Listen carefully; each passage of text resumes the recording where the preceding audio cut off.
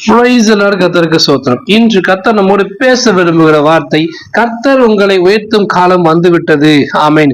நெடுநாளாய் காத்திருப்பது இதயத்தை இழைக்க பண்ணும், விரும்பினது வரும்போது ஜீவ விருட்சங்களுக்கு வசனத்தின் பிரகாரமாக இத்தனை நீ காத்திருந்த எல்லா காத்திருப்புக்கும் கர்த்தர் உயர்த்தும் காலம் வந்து விட்டதுங்க.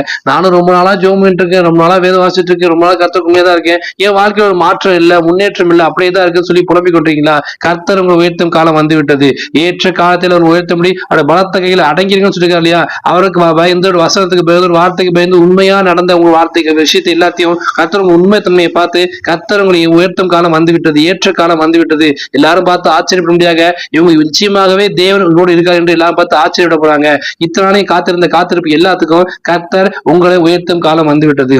அழ ஒரு காலம் உண்டு, சிரிக்க ஒரு காலம் உண்டு, அறுக்க ஒரு காலம் உண்டு சொல்லிருக்காரு இல்லையா? அந்த காலத்தின் பிரகாரமாக இது கர்த்தருக்கு என்று நம்ம அறுவடை செய்யும் காலம். கண்ணீரோடு வைத்த கம்பீரத்தோடு அறுப்பு வசனத்தின் பிரகாரமாக கண்ணீரோடு வைத்த கர்த்தர் சமூகத்தில் அடித்த எல்லா கண்ணீருக்கும் கர்த்தர் கம்பீரத்தோடு அறுவடையை காணும்படியாக, மிகப்பெரிய ஒரு செழிப்பை காணும்படியாக கர்த்தர் உங்களை உயர்த்த போறாரு. விசுவாசத்தோடு காத்திருங்க. கர்த்தர் உங்களை உயர்த்தும் காலம் வந்து விட்டது. ஆமேன். God bless you.